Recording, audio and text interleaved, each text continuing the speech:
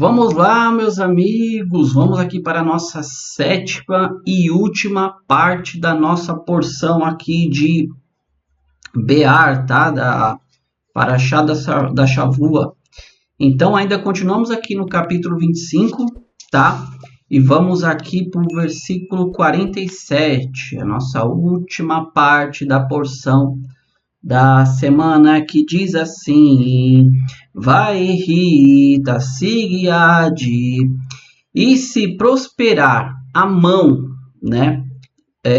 Ger vetoshav, a mão de um residente. Então quer dizer que se um residente, um ger, a mão dele alcançar, ele vier a prosperar, irmá imur, ou seja, prosperar contigo e empobrecer, né, o teu irmão, Umar Ahihá, o teu irmão Imo, com ele vinisquem, ou seja, venicar, ou seja, ele for vendido, né, ao ger, né, ao estrangeiro, toshave, residente, que está contigo, olekir, né, mispahat ger, ou seja, ou um membro, né, da família do estrangeiro. Então, o versículo em português, como vocês podem ver em hebraico, né, fica bem diferente do português. Mas em português ficaria bem assim: se um residente ou um estrangeiro que está morando contigo, ele enriquece,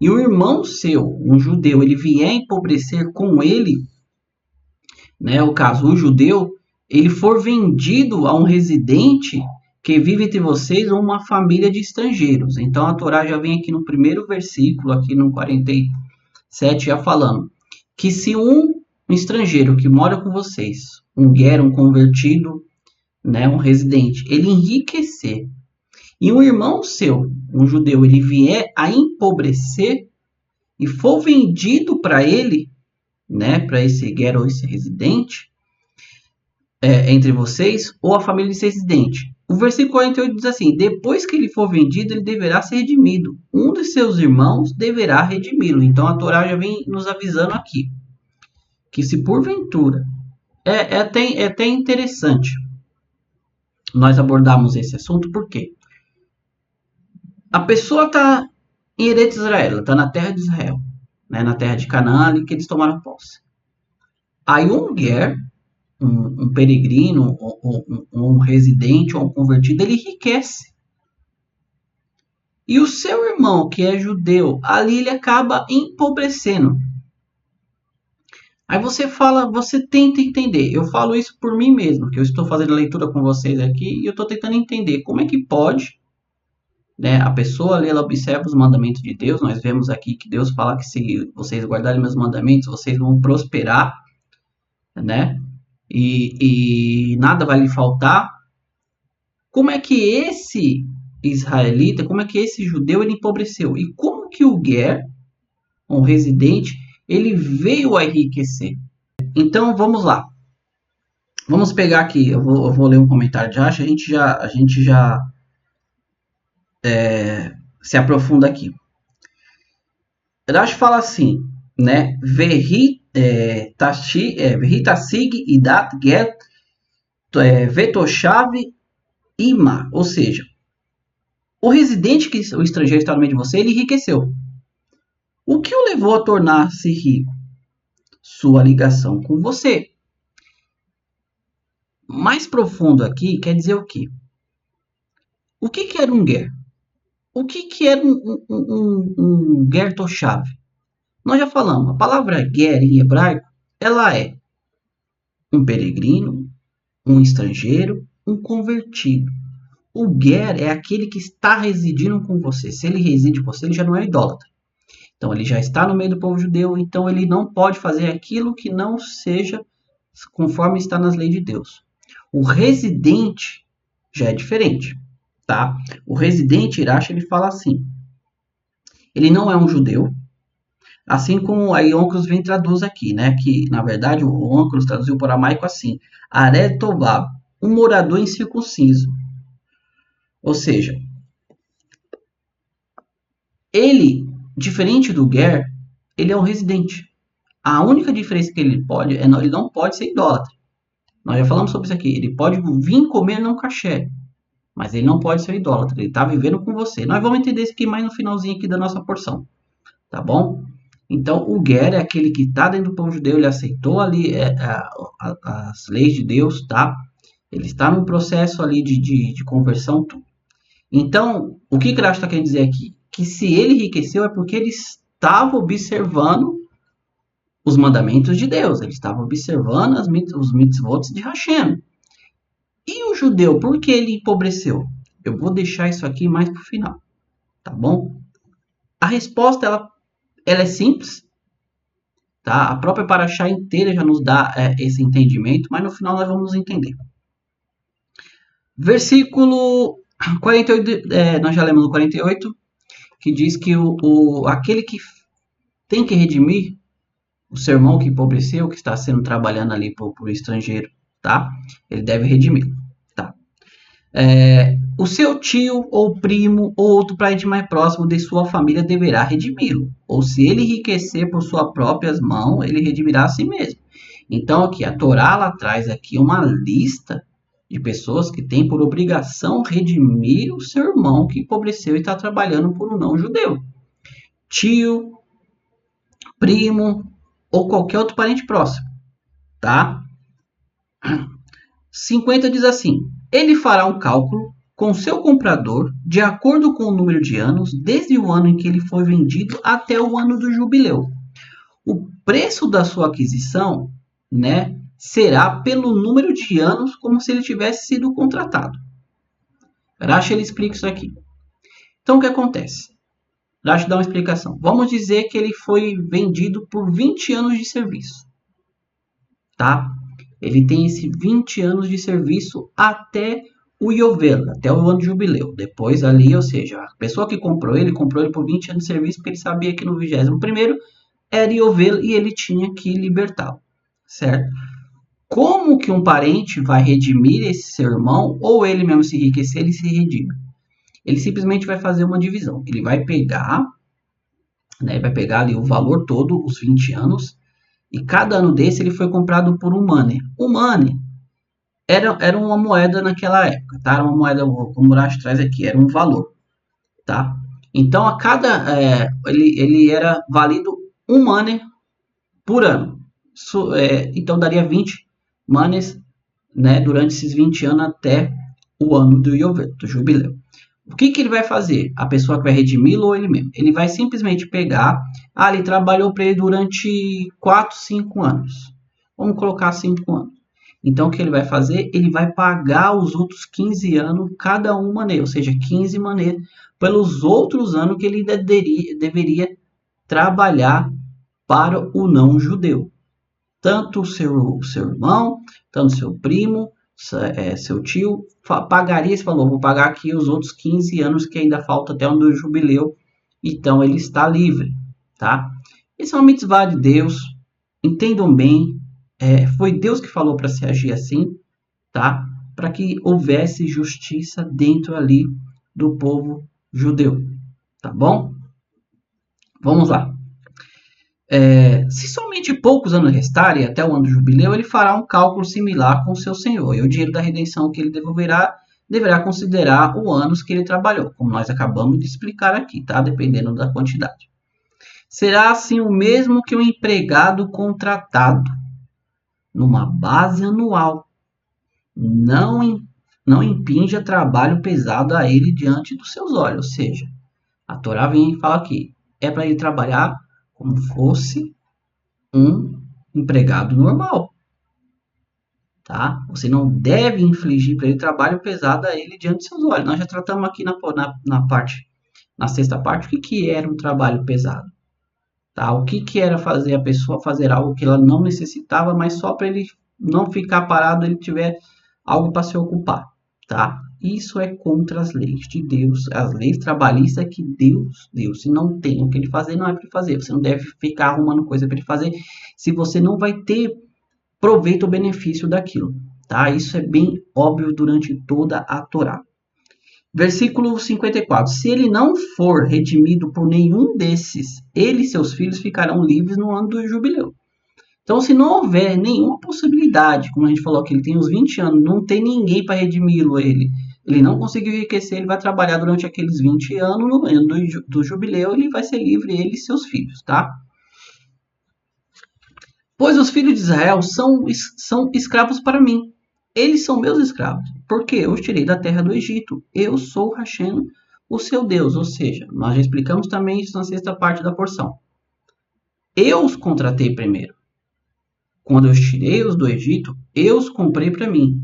Então, eles são meu escravo. Você não deve deixar ele ser escravo de outra pessoa, tá? Seu irmão tem que correr para tentar redimi-lo o mais rápido possível, tá? Vamos explicar isso aqui agora, tá? Vamos lá.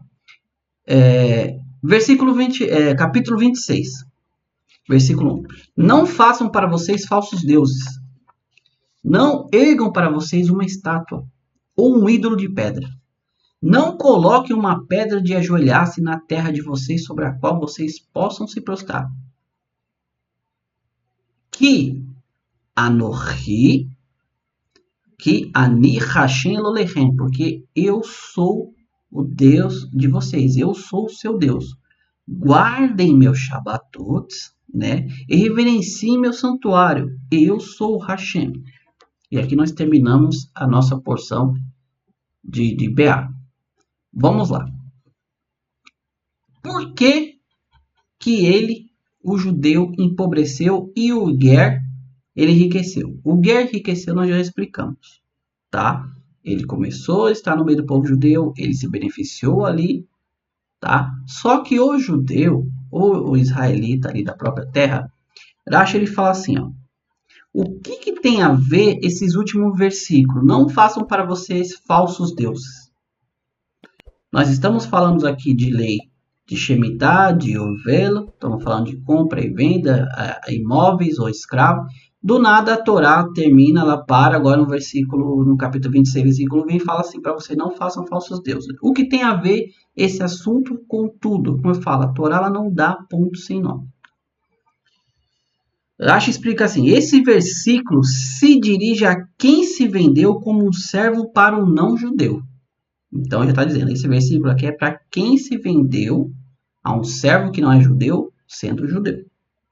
Para que o mesmo não diga, já que o meu mestre mantém relações sexuais proibidas, também farei como ele. Já que o meu mestre adora ídolos, também serei como ele. Já que o meu mestre profana o Shabat, também eu vou ser como ele. Para esclarecer esse assunto, esses versículos foram trazidos aqui. Então, o Rashi comenta que esse versículo ele é uma advertência a um judeu. Que se ele se tornou escravo de alguém que não é judeu, ele fala assim, meu patrão ele adora ídolos, vou adorar. Meu patrão tem relações ilícitas, também vou fazer. Meu patrão não guarda o Shabat, também vou fazer. Então, esse versículo ele vem justamente para alertar você não fazer isso. Porque antes de você ser escravo dele, vocês são meus escravos, vocês têm que guardar, como diz assim, guarda os meus Shabbatot, guarda o meu sábado, e meu nome vocês devem temer. Vocês devem reverenciar o meu santuário. Vamos lá. Além disso, as passagens desde o início do capítulo 25, como nós falamos que é o capítulo longo, né, até o final dessa porção, estão escritas em uma sequência. Tá? A Torá original, ela não tem pontos. Não é dividida por capítulos. Ela segue direto. Tá? Não sei se vocês já viram um rolo de Torá original, como é que é. Ela não tem essa pontuação. Tá? Vamos lá. Em primeiro lugar, a Torá nos adverte para observarmos a lei de Shemitah. Né? Começando no capítulo 25. E do jubileu. Então a Torá já vem alertando. Ó, durante 6 anos vocês vão trabalhar a terra. No 7º ano a terra descansa. Em 7 vezes 7, 50 no 50º ano. É um Shabat total para a terra. Você, escravo, quem for, tem que voltar para sua terra. Todos têm que ser livres. Aqueles que tiveram terras, as terras voltam para a posse deles e aí vai. Então, se o indivíduo ele cobiça dinheiro e se torna suspeito de fazer ilegalmente negócios com produtos de Shemitah, ele acabará se tornando pobre e terá que vender os seus bens móveis. Então, o primeiro passo. Se ele não observa o ano de Shemitah, não observa a questão do jubileu, Se ele usa dos frutos da terra, do ano de Shemitah, para fazer negócio, porque ele está importando com enriquecer, está se importando com dinheiro, não que você não deva se importar com dinheiro. Ele diz assim, você está colocando o seu benefício de ganhar mais dinheiro acima dos mandamentos de Deus, que você tem que deixar a terra descansar, você está fazendo, usufruindo dos frutos que era do ano sagrado para fazer comércio ou vender.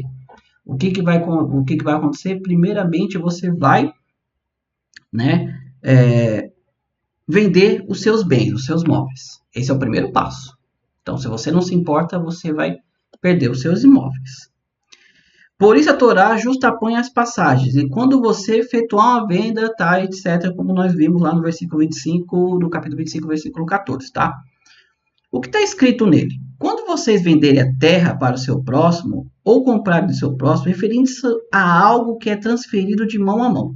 Se ele não se arrepender no final, terá que vender a sua propriedade, tá? Como nós falamos aqui. Se o mesmo assim ainda não se arrepender, ele acabará por ter que vender a sua casa. E se ainda assim ele não se arrepender, ele acabará por ter de pedir dinheiro emprestado com juros. Como nós já vimos uma passagem sobre a questão de você pedir dinheiro emprestado com juros. Agora, quanto mais tarde é o cenário descrito nessa passagem que nós estamos lendo aqui, mais grave a situação se torna. Por quê? Se ele ainda não se arrepender, ele terá de vender a si mesmo a um judeu como servo. Finalmente, se ele ainda não se arrependeu, não será suficiente que ele se venda a um judeu, mas ele será forçado a se vender a um não-judeu. Você entendeu agora por que o Yehudim, o judeu, ele empobrece?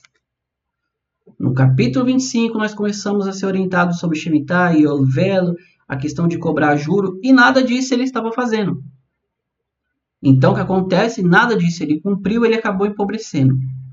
Perdeu propriedade, perdeu casa, se vendeu a um judeu por juros, pegou dinheiro emprestado a juros, se vendeu para o judeu como servo, se vendeu por último estágio aqui para um não judeu como servo, como escravo. Então, tudo isso parte do pressuposto de que ele não obedeceu nada do que está escrito na Torá. Ele não obedeceu nada daquilo que Deus havia falado para ele. Por isso, ele empobreceu. Já o Ger Toshav, o estrangeiro ou residente, ele não. Ele ainda estava ali dentro, ele estava se beneficiando, eles estavam fazendo o que deveria ser feito. Então, ele acabou, o judeu, chegando no estágio tão baixo que ele acabou tendo que se vender como escravo. Tá? Então, a Torá, ela tem uma explicação para tudo. É só nós pararmos e examinarmos. Tá bom? A questão aqui de uma pedra para ajoelhar é que era um costume daquela época, os povos pagãos, o que eles faziam? Eles colocavam ali pedras no chão, tá? Forravam suas pedras e se ajoelhavam ali aos seus deuses. Então Deus falou, vocês não façam isso, tá? Tem um profundo aqui, judeu não se ajoelha, tá? Não é um costume da Torá você se ajoelhar para Deus, tá? Deus não quer isso. Até mesmo se for para Deus, não para a idolatria, uma vez que se prostrar consiste em estender as mãos e os pés no chão, e a Torá proíbe fazer isso no templo sagrado. Isso aqui está no Tratado de Talmud, tá? De Megillah, na página 22b. Por isso você não vai ver um judeu de joelho se estendendo. Isso não é comportamento de um judeu. Deus proíbe isso, tá? Por isso, como vamos fazer as nossas tefilás, nós fazemos em pé, tá? Na presença de Deus, nos curvamos a Ele sim, mas não de joelhos, tá bom? E o último versículo diz assim, né? Eu sou Hashem, aquele fiel para pagar a recompensa. Amigos, finalmente chegamos no final aqui de mais uma porção, tá bom? Eu espero que tenha sido bem claro, é uma porção, muitas leis, muitas e muitas leis, tá? E essa semana agora iremos para a nossa última parte do livro de Levítico, para Berrocotai, tá bom? E depois, na próxima, se essa semana vai vir agora, na próxima começamos nosso novo livro chamado em português de números, tá? Mas em hebraico está escrito Bar Midbar. Quando chegar lá, vocês vão saber por que não é números, e sim Bar Midbar, tá bom? Amigo, mais uma vez, você que me acompanha, chegou até aqui ao final desse vídeo, mais uma vez eu agradeço, tá? Todarabá, Bekoltov, tudo de bom, tá? Atzalahá, sucesso na vida. Você que é novo nesse canal, chegou até aqui, nos dá, vamos dizer assim, nos dá essa moral, se inscreva, compartilhe, né? Deixa o like, nos ajude a esse canal se expandir, tá? Conforme mais comentário, mais like, ajuda, né? Que esse vídeo seja distribuído para mais pessoas e elas possam entender também a Torá no seu contexto original, a Bíblia no seu contexto original, tá? Não a interpretação que vem se fazendo durante todo esse tempo, mas aquilo que sempre esteve ali. Tá bom? Mais uma vez, amigos, um Todarabá, Shabbat Shalom para todos, tá bom? E que nós viemos receber ainda hoje, se Deus quiser, a Mashiach, que a Mashiach se revele no nosso meio ainda hoje, tá? Se não, domingo estaremos aqui novamente com a primeira parte da porção da Shavua, da Parashá da Shavua, de Bechukotai, tá? Então, nos vemos domingo, se Hashem assim quiser. Se não, com Mashiach em Jerusalém nós estaremos. Todarabá mais uma vez, muito obrigado e Lehitraot, nos vemos no próximo vídeo. Tchau, tchau, obrigado.